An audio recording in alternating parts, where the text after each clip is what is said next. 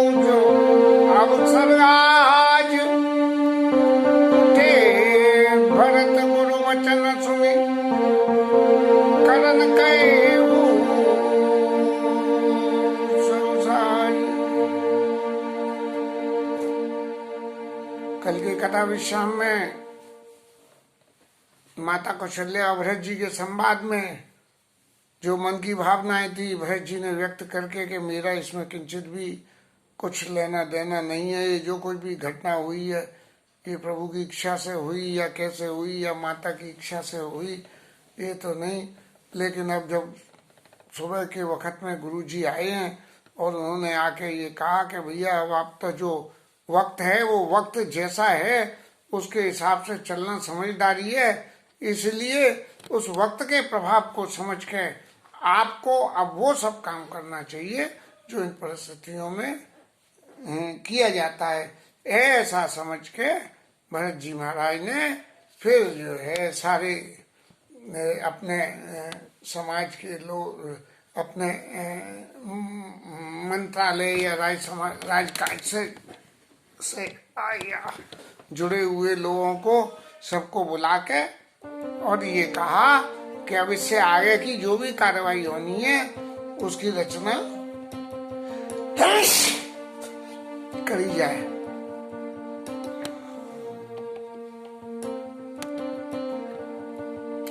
आगे की रचना करी जाए। न तन वेद विदितन बावा, परम विचित्र विमान बनावा, गई पद भरत महत्व सब राखी, रही रानी दर्शन अभिलाषी। राजा के लिए विमान बनाया गया। हालांकि लोकाचार में तो जिनके पौत्र या प्रपौत्र होते हैं उनकी रचना में विमानों को ज्यादा महत्व दिया जाता है, लेकिन राजा दशरथ चूंकि इतने पुण्यात्मा थे कि भगवान राम जैसे जिनके पुत्र हुए तो उनके लिए विमान बनाना तो सहज ही बनता है। ऐसे समझ के परम विचित्र विमान बनावा और गई पद भरत मातु सब राखी। भरत जी ने सब माताओं के पैरों लग लग के और उनको कहा कि आप सती नहीं होंगी। अब जहां तक कौशल्या जी का सवाल है और सुमित्रा का है वहां तो एक बात कही जा सकती है, लेकिन क्या माँ कैकेयी को ऐसी ऐसी बातें कहने के बाद भरत जी उनसे ये कहेंगे कि तुम मत जाओ हमारे संसार में? तो बिल्कुल ये होगा। उन्होंने कही कि भैया जब लग, राजा ने कह दी कि जब लग जियो कहूं कर जोड़ी तब लग जन का चुकाई से बहुरी, दोबारा आप कुछ मुझसे भूलना ही नहीं। और भरत जी ने ये कह दिया कि राम, भरत जी ने नहीं भूल गया, तो भरत जी ने निश्चित रूप से कैकेयी से क्या होगा कि अरे मैया तेने पिताजी को यहाँ रह के कितना सुख दिया, अब वहां तो जाके उन्हें चैन से रहने दे। ऐसा मुझे याद पड़ता है पंडित राम किंकर जी कहा करते थे। इसलिए कैकेयी अम्बा के जो है वो चरण लग के और उनसे विनय करके के माता जी आप वहां तक मत जाओ, वहां उन्हें शांति से रहने दो। चंदन नगर बाहर बोला है चिता बनाई, जनसुरपुर सोपान सा यही विधा क्रिया सब कीनी विधवत नाई तिलांजलि सोर वेद पुराना कीन भरत 10 गात्र रामा। उनके 10 गात्र का विधान पूरा करा और जहाँ जहाँ मुनिवराय दीना तथा सब कीना। मुनि ने जहाँ जहाँ उनको आज्ञा दी कि ऐसा करना है ऐसा करना है ऐसा करना है, ये समझ के उसको सहस माने 1000 गुना उन्होंने करा। ये हमारे यहाँ तो सब लोग बात सोचते हैं कि उन्होंने कही कि 100 रुपए का दान देना तो वो जो 100 रुपए नहीं 10 रुपए से ही काम चल जाएगा, लेकिन तहता सांस वहां से सब कीना। पुण्यात्मा शरीर के लिए तो जितना भी पीछे में दान करो वो कहते हैं कि वो सारा दान उस पुण्यात्मा शरीर को चला जाता है। भय विशुद्ध दिए सब दाना देनो बाजी गज बान नाना, सब तरह के जो है दान दिए और उन सब दान के देने के बाद भरत जी शुद्ध हो गए हैं।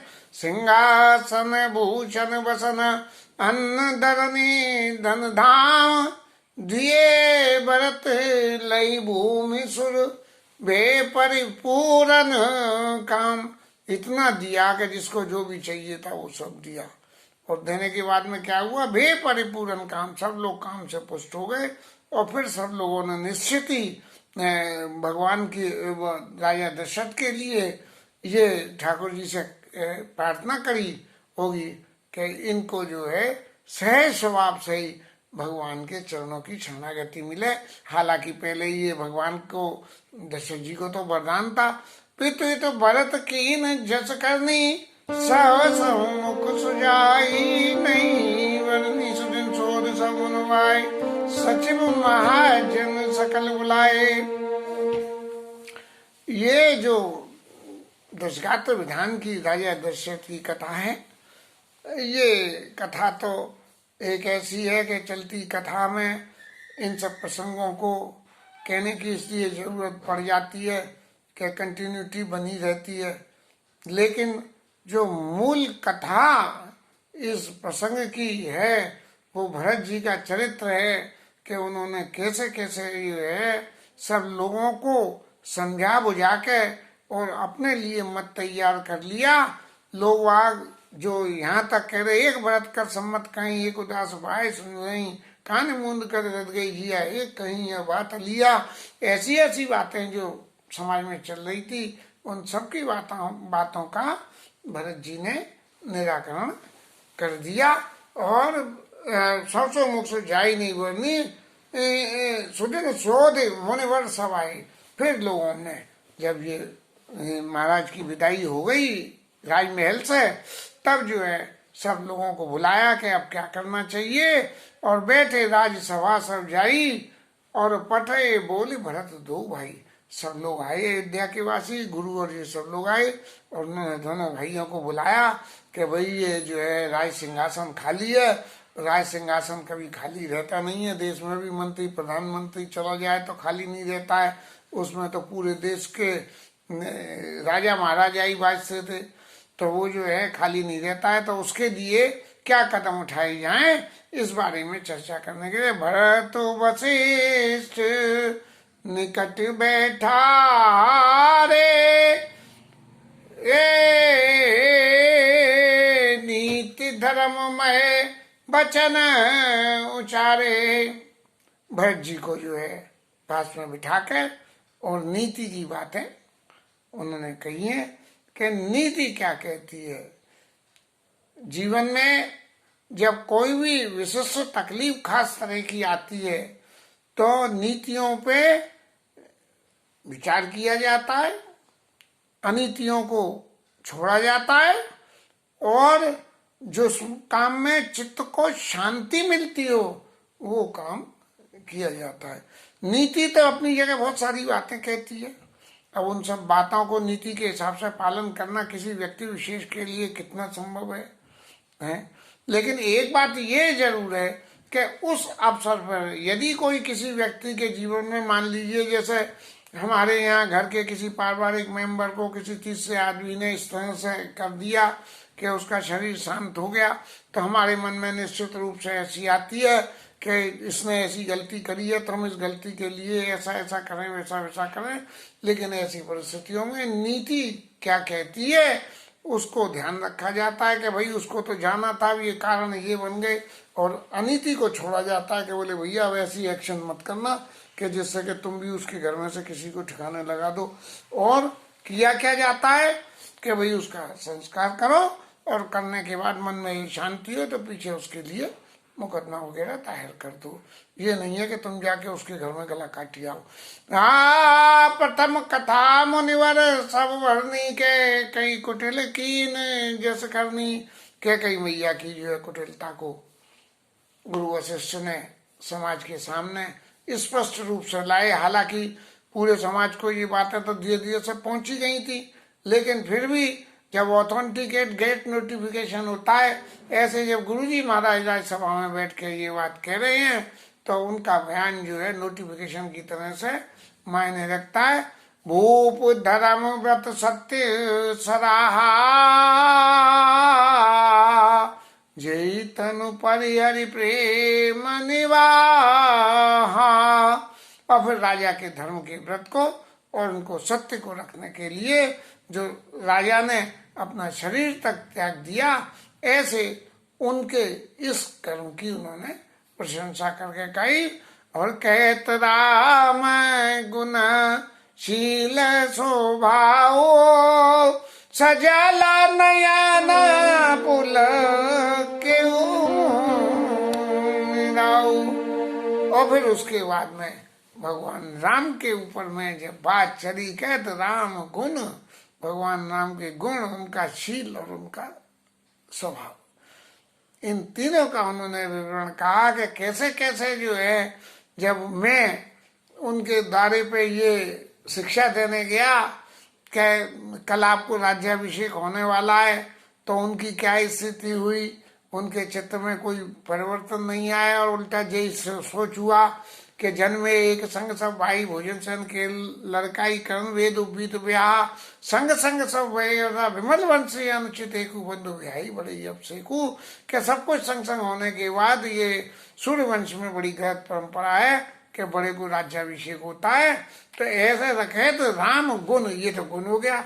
अब भगवान राम का शील, भगवान राम का शील क्या था कि दशरथ जी के पास गए और माता से बोले, माता से क्या बोले, राव धीर गण उदधि अभागु और भा मोहि ते कछ बड़ा अपराधु, मुझसे कोई बड़ा अपराध हो गया, ताते मोहि न कहत कचुराऊ और मोरी शपथ तो ही कह सतवाऊ, सत्य सत्य बता माँ के जी जो है क्या कारण है, जरूर मुझसे कोई बड़ा अपराध हो गया है। और कह कहीं ने तो कह दी, तुम अपराध जोग नहीं चाहता जनक जननी जनक बंधु सुखदाता, पितई बुझाई कहेऊ बल सोई, चौथे पंजे ऐश न होई, ऐसा ऐश नहीं हो, ऐसी बात है ना। उनका शील स्वभाव देखो। और हमारे बार कोई आदमी होता तो क्या कहता, हमारे बार आदमी होता तो सीधा सा जी कहता, अरे मैया तू कई गु नाटक बता रही है, बात तो कछु और ही है, महाराज की ये दिखा रही है, ऐसा मत करे, सच्ची सांची सांची बातें वह बता दे। लेकिन भगवान राम ने कुछ भी ऐसा नहीं कहा। और सयल नयनता और शील और भगवान का स्वभाव।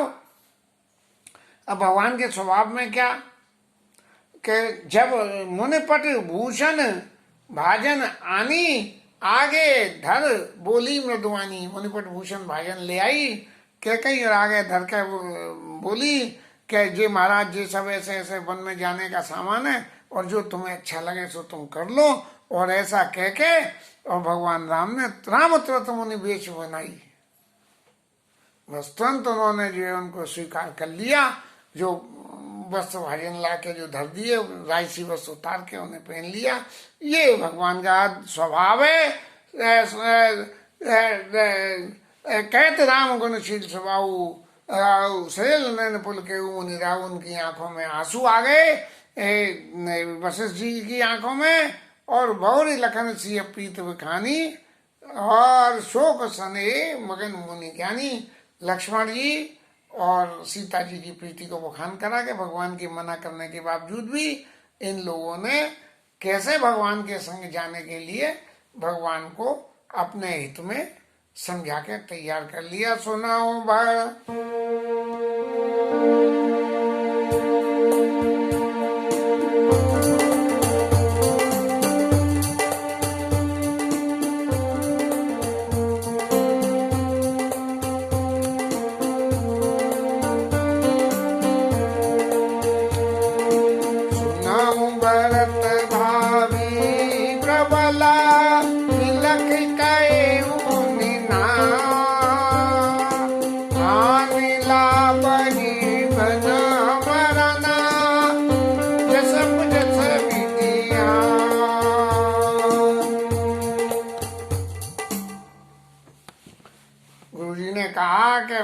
भरत जी देखिए, ये जितनी सबरी भी लीला हुई है, इस सबरी लीला में किसी व्यक्ति विशेष को दोष देने के लिए इस निर्णय को करने में कोई उचितता नजर नहीं आती कि इस कार्यक्रम में कौन कौन दोषी है, कौन नहीं है, किसने क्या भूल करी।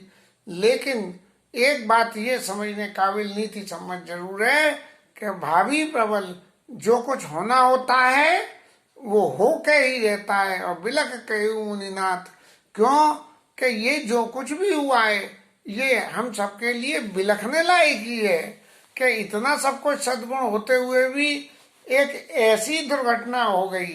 इसलिए हानि लाभ जीवन मरण जसब जस विधियात, इसमें ये तो सब भगवान ने अपने हाथ में रख रखा है।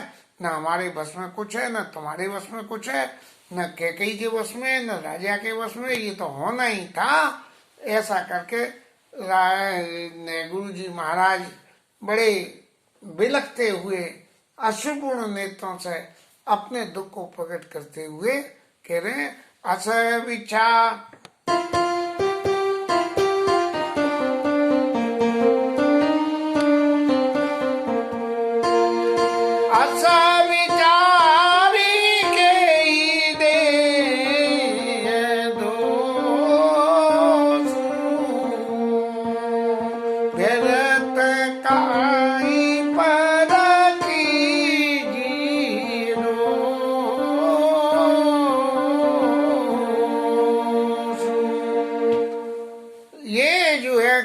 हानि लाभ जीवन मरण जस विधियात।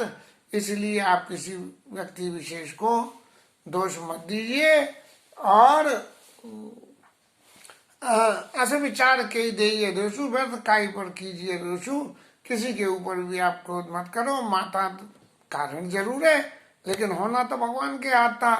तात विचार करो मन माही, सोच जोग दशरथ नृप नाही।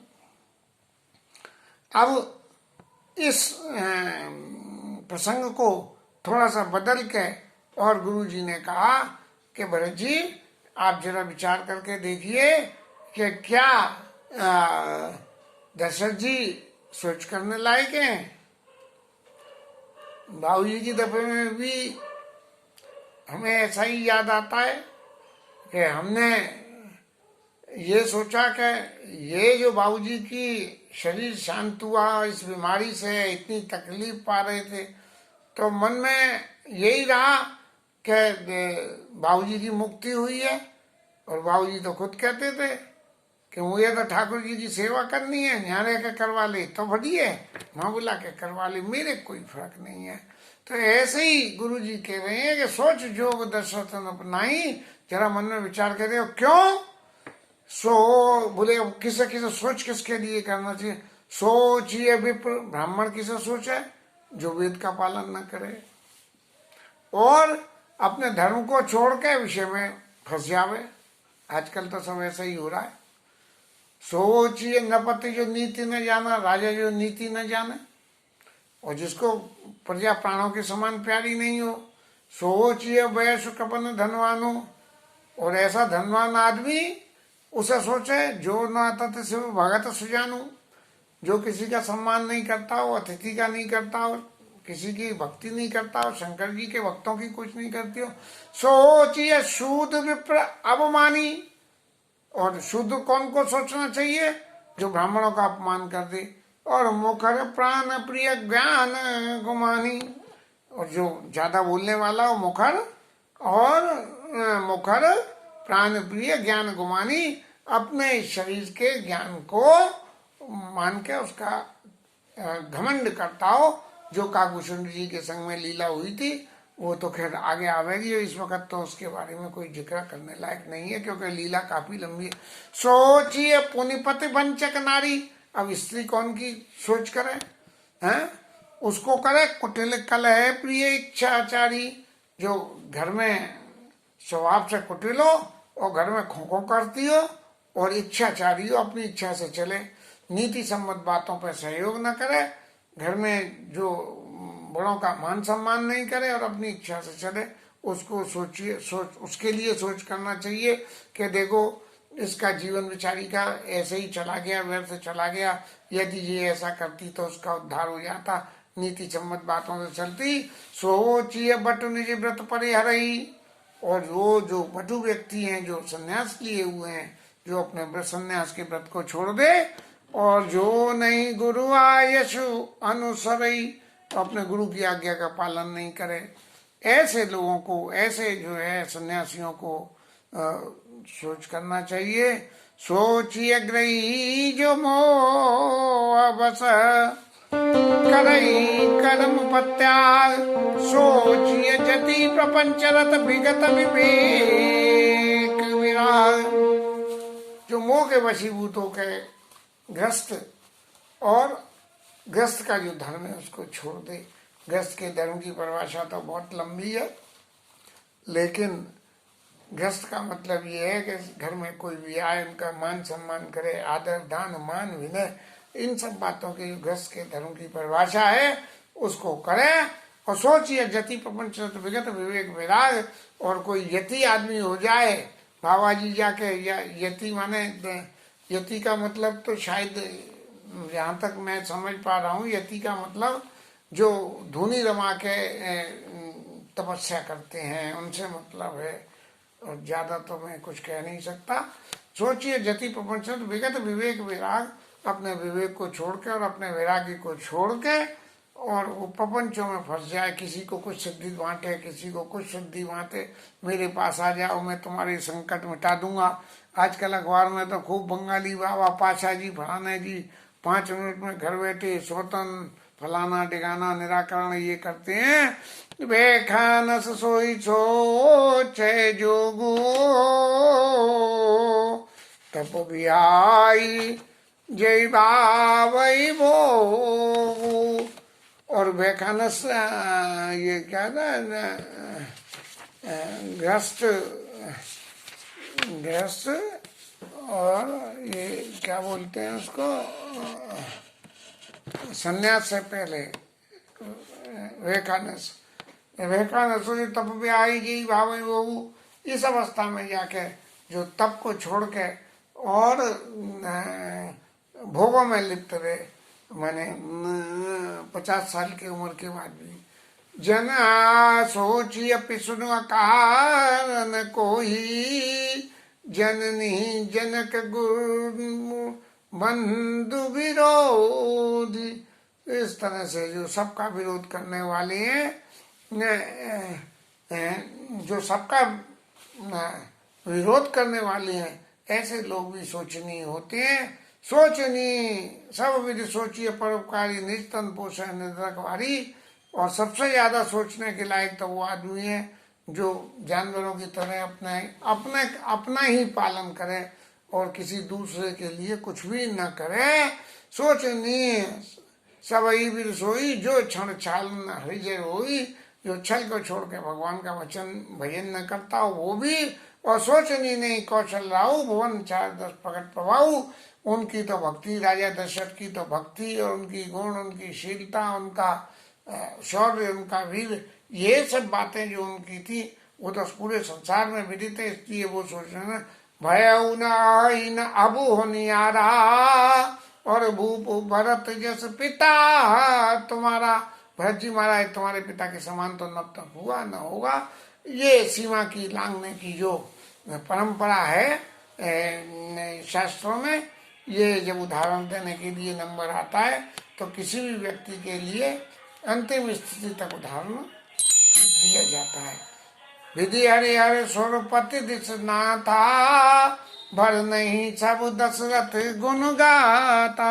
सब लोग जो है दशरथ जी के गुणों की जो है चर्चा करते हैं। कहू तात कई बात को करई बड़ाई, राम लखन तुम शत्रुघ्न सरिस सुमन बुझिया। राम लखन तुम शत्रुघ्न सरिस सुमन सुझिया। और फिर गुरु जी ने कही कि जैसे तुम चारों भाई हो, ऐसे जिसके 4 पुत्र हों, जो धर्म अर्थ काम और मोक्ष चारों के स्वरूप में हो, उसके तो भाग्य की बड़ाई कौन कर सकता है। राम लखन कोट भाको करी बड़ाई था, राम लखन तुम शत्रुघ्न, सरिस सोन सुचि जास। ऐसे पवित्र संतति जिसकी हो उसकी बड़ाई तो कौन कर सकता है। और इस प्रकार कहने के बाद में कुछ थोड़ी सी बातें कहने के बाद में राजा दशरथ के गुणों की चर्चा और भरत जी के स्वभाव, राम जी के स्वभाव की चर्चा और पिताजी की आज्ञा को शिरोधार्य करना क्यों जरूरी है, इसके पक्ष में गुरु जी ने कुछ बात कहते हुए और फिर एक बात कही अनुचित।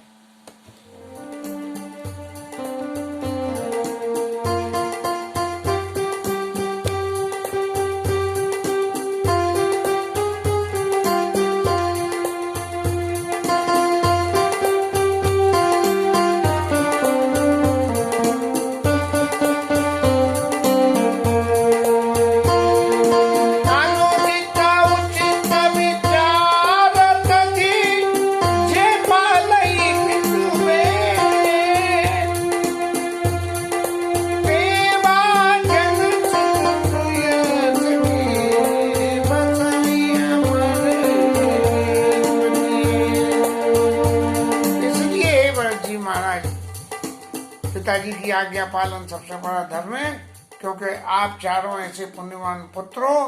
पिताजी ने अपने सत्य धर्म वचन के लिए शरीर को त्याग दिया और उनके गुणों की चर्चा को जो ऊपर विवरण आया है उससे ज्यादा यहाँ तक भी कि अब तक न हुआ न होगा और न है। ऐसी परिस्थिति में पिताजी के वचनों को पालन करना आपका धर्म है। और इसके साथ कथा विश्राम, बाकी फिर कल आगे चलेंगे। ठाकुर जी इस कथा के व्याख्यान करने में कितनी मेरी मदद कर रहे हैं ये तो मैं ही जानता हूँ, लेकिन फिर भी अभी थोड़ी सी परिपक्वता आने की बहुत जरूरत है। और मैं इन कथाओं के माध्यम से ठाकुर जी से बराबर ये प्रार्थना करना चाहता हूँ कि महाराज अपने उस वास्तविक स्वरूप को मुझे समझाने की कृपा करना।